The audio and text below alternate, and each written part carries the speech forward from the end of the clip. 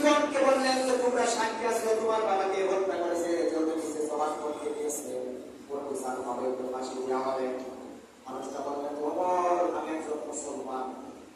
কে বলতেছেন?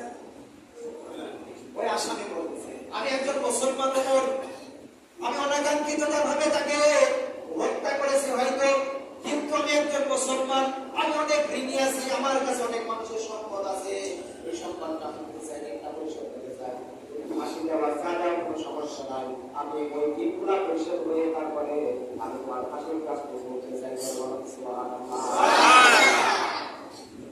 আমাদের জামাতের এমন এমন ভাই ছিল, তাদেরকে অনিচ্ছা সত্ত্বেও তাদেরকে এইভাবে পায়ে বেড়ি বেঁধে দুই হাতে এক কাপ লাগিয়ে মশলা বসলে পারে, মশলা তারা ক্ষমতা ছিল না কথা বলতে। এবং একজন ভাই বলেছিল আপনাকে এক কাপ লাগানো লাগবে না, আপনি চলে আপনি আগে যান, আমি পিছনে পিছনে চলে আসবো। সুবহানাল্লাহ বলবেন না? কত বড় ঈমান ছিল তাদের, কত বড় দীপ্ত ঈমান নিয়ে তারা সন্ন্যাসিক অগ্রসর হতো, ইসলামী আন্দোলনের কাজ করতো।